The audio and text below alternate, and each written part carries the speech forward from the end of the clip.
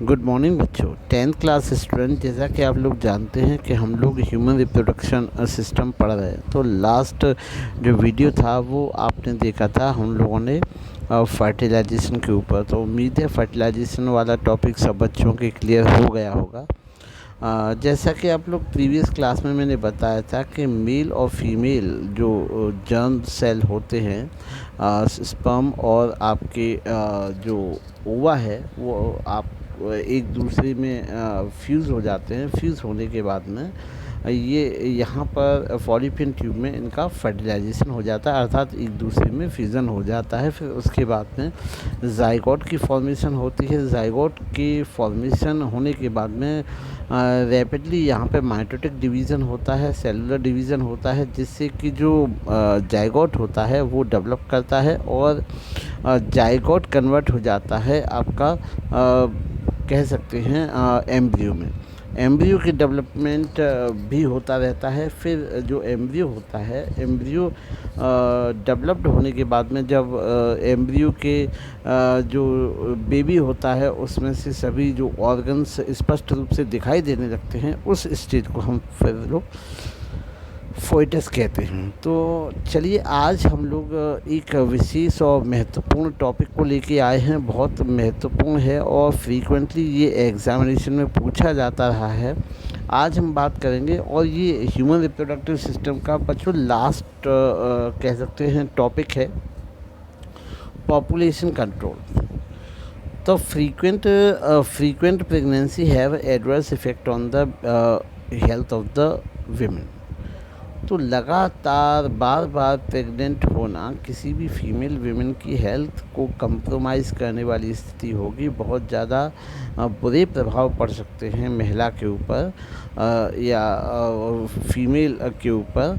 They also eight there our already exploding population, और जिसके कारण जो कह सकते हैं कि जो पॉपुलेशन होती है, पॉपुलेशन में भी इंक्रीज़ होता है, उसके अपने एक अलग नेगेटिव इफ़ेक्ट होते हैं। तो जिसके कारण हमारी जो रिसोर्सेज होते हैं, रिसोर्सेज कम होते हैं और हर चीज़ में ये मान के चलिए, बहुत चाहे स्वास्थ्य के लिए हो, चाहे आपका एजुकेशन के लिए हो, चाहे आपका रोज़गार के लिए हो, हर जो संसाधन होते हैं वो सीमित होते हैं और ज़्यादा जनसंख्या होने पे वो संसाधन अपने देश के नागरिकों के लिए कम पड़ जाते हैं। तो यह एक विचार है कि पॉपुलेशन को कंट्रोल किया जाए। तो number of techniques have been developed to prevent the manage pregnancy. तो बहुत सारी ऐसी टेक्निक्स हैं जिनके द्वारा इनके माध्यम से जो प्रेगनेंसी है उसको हम लोग मैनेज कर सकते हैं। These method can be broadly categorise है। तो ये जो मेथड होते हैं इनको हम लोग निम्नलिखित 3 प्रकार से क्लासीफाई कर सकते हैं या कैटेगराइज कर सकते हैं। Number 1 barrier method, number 2 chemical method and number 3rd one is the surgical method. तो सबसे पहले हम लोग बात करना चाहेंगे बैरियर मेथड की। तो barrier method physical device such as condoms, diaphragms and cervix caps are used. तो बैरियर मेथड के अंदर ये एक फिजिकल कह सकते हैं प्रिकॉशंस होता है, जिसके अंतर्गत कॉन्डम, डायफ्राम और सर्वाइकल कैप का इस्तेमाल किया जाता है। दी prevent entry of the sperm in the female genital tract during the copulation या mating। तो जब कॉपुलेशन होता है, जब मैथुन होता है, तो मैथुन के दौरान या कॉपुलेशन के दौरान जो स्पर्म की जो एंट्री होती है फीमेल जेनाइटल में, उसको ये प्रिवेंट करते हैं। ये एक प्रकार से बैरियर का काम करते हैं और ये स्पर्म की जो एंट्री होती है वो फीमेल जेनाइटल में जाने से रोकते हैं।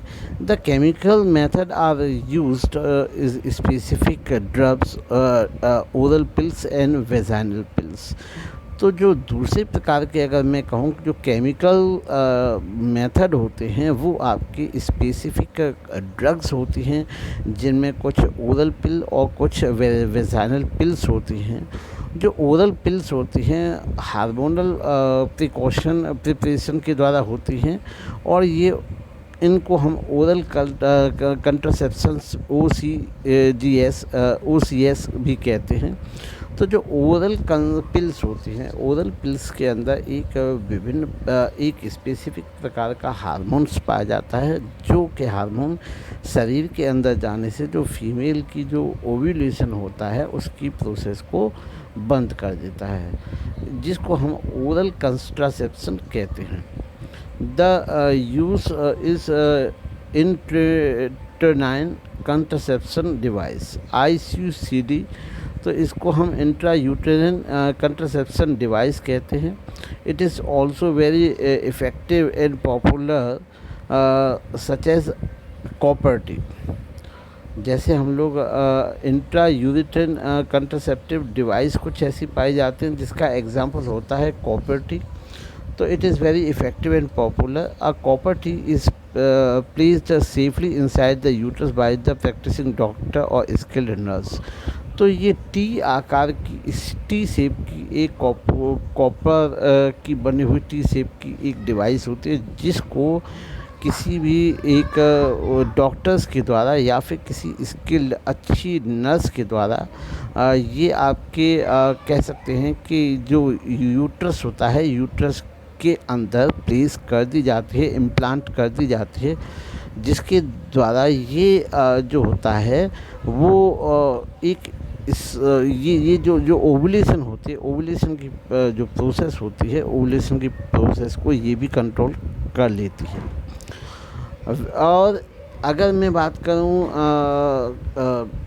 मेल सर्जरी में, तो अगर बात करें तो मेल के अंदर हम कह सकते हैं जो आपका स्पर्म, जैसे कि बच्चे जानते हैं कि स्पर्म की फॉर्मेशन टेस्टिस में होती है, और यहाँ पर ये जो वास्ट डिफरेंस होता है, वास्ट डिफरेंस की जो ट्यूब लाइक स्ट्रक्चर होती है उसको काट दिया जाता है सर्जरी में, और उसके दोनों सिरों को बांध दिया जाता है। इस प्रकार से जो टेस्टिस में स्पर्म की फॉर्मेशन तो होती है, लेकिन जो फॉर्मेशन होने के साथ जो वास्ट डिफरेंस कट जाने के कारण ये जो कह सकते हैं कि जो स्पर्म होते हैं, स्पर्म आपके बाहर यूरेथ्रा के माध्यम से, बाहर पीनस के माध्यम से नहीं आ सकते। तो इस प्रकार से इस जो प्रोसेस होती है, इस प्रोसेस को हम वैसेक्टोमी कहते हैं। और इसी प्रकार से जो सर्जरिकल जो टेक्निक अपनाई जाती है फीमेल्स में, उसको हम ट्यूबेक्टोमी कहते हैं। From the family of the planning points of view, it is always advise to adopt any fertilise regulation method or oral contraceptions are purely hormonal preparation and inhibits production। तो जो family planning के method से ज़्यादातर जो oral contraception होते हैं उनकी क्योंकि जो प्योरली हार्मोनल प्रिपरेशन के द्वारा होती है, और ये किसी भी प्रकार से जो कह सकते हैं जो प्रेगनेंसी के चांसेस होते हैं उनको कम कर देता है, इसलिए इनको सजेस्ट किया जाता है। of the gametes by the action of the hypothalamus, pituitary and ovary. The use of the contraceptive needs awareness and side effect regular medical advice। और अगर हम कहें कि जितने भी कंट्रासेप्टिव मेथड होते हैं, जितने भी गर्भ निरोधक जो मेथड होते हैं, उनकी एक प्रकार से हम कह सकते हैं कि जनता में जागरूकता आवश्यक होती है। और जागरूकता के अलावा लगातार जो मेडिकल जो एडवाइस होती है, मेडिकल जो पर्सन होते हैं, डॉक्टर्स होते हैं, उनके द्वारा प्रॉपर एडवाइस की भी आवश्यकता होती है। चलिए आगे हम लोग देखते हैं reproductive and health sexual transmitted disease, जिसको हम STD कहते हैं। रिप्रोडक्टिव हेल्थ की अगर हम बात करें तो कुछ ऐसी डिजीज़ भी होती हैं जो सेक्सुअली ट्रांसमिटेड डिजीज़ की श्रेणी में आते हैं, तो इनके बारे में हम लोग देखेंगे। You have learned earlier in the health includes our physical, social and mental as well as being. The reproductive health forms crucial part in the general health.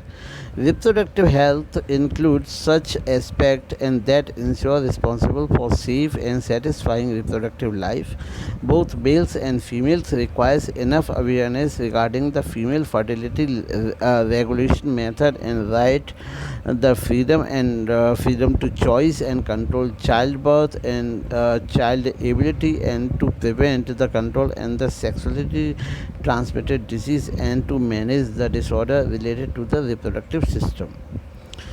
As you know, many infections diseases are caused by the bacteria, virus, protozoa, and fungi. These diseases are spread by plants by the means of air, water, and food. Similarly, certain infections such as disease is spread over the infected person to healthy person by the sexual contact. Such diseases are called sexually transmitted disease, STD.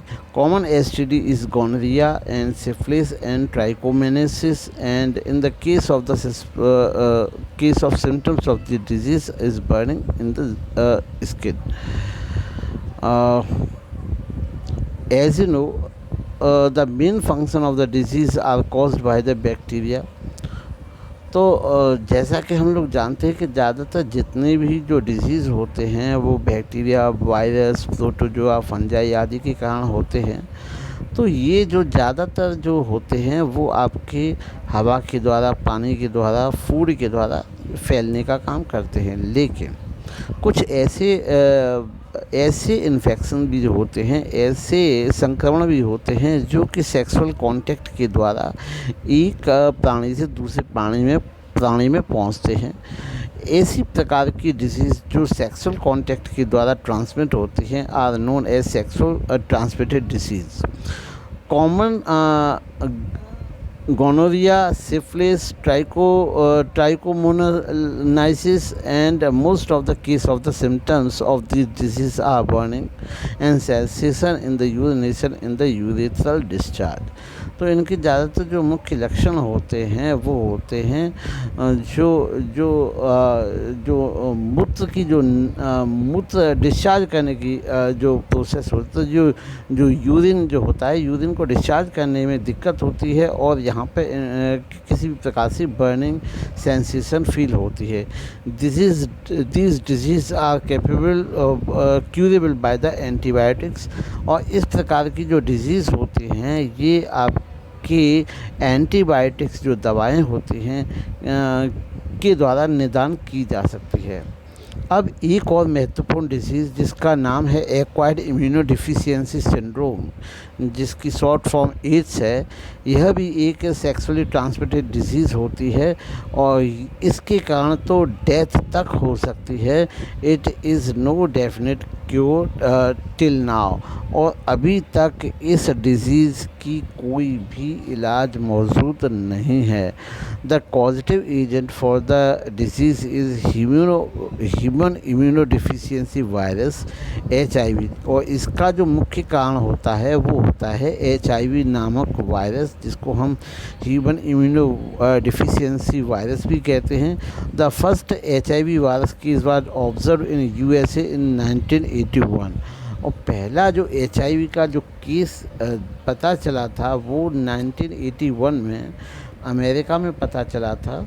World health organisation, जिसको हम WHO भी कहते हैं, has prepared guidelines and consider reproductive national population policy and national health policy in India have covered these aspects under their programs.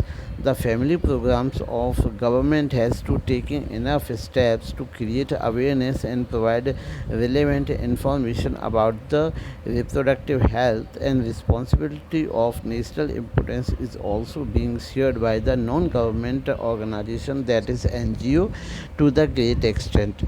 और हमारे भारत में WHO अर्थात world health organisation के द्वारा गाइडलाइंस तैयार की गई हैं और इसमें भारत सरकार की भी बहुत ज़्यादा महत्वपूर्ण भूमिका है। इसमें आपके नेशनल पॉलिसी तैयार की गई है। इस पॉलिसी के तहत ग्रामीण क्षेत्रों में, पिछड़े क्षेत्रों में जो रिप्रोडक्टिव हेल्थ है, जो कह सकते हैं जो सेक्सुअल हेल्थ है, उसकी इंफॉर्मेशन दी जाती है उसके बारे में बताया जाता है, उसकी समाज के प्रति क्या लोगों की ज़िम्मेदारियाँ हैं उसके प्रति अवेयर किया जाता है, और इन बीमारियों के लक्षण क्या हैं, इन बीमारियों से निदान किस प्रकार से हैं।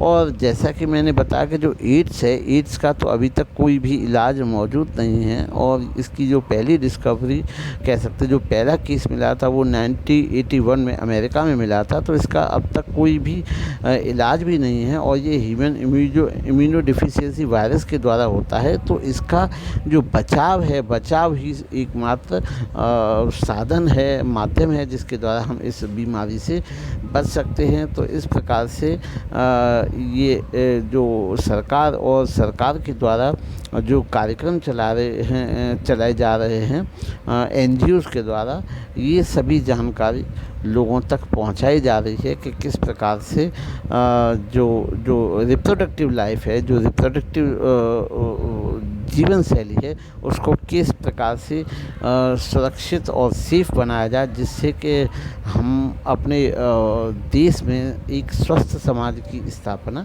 कर पाएँ। तो उम्मीद है बच्चों को आज की वीडियो से लाभ मिलेगा। बच्चों ने बहुत कुछ चीज़ें आज सीखी होंगी।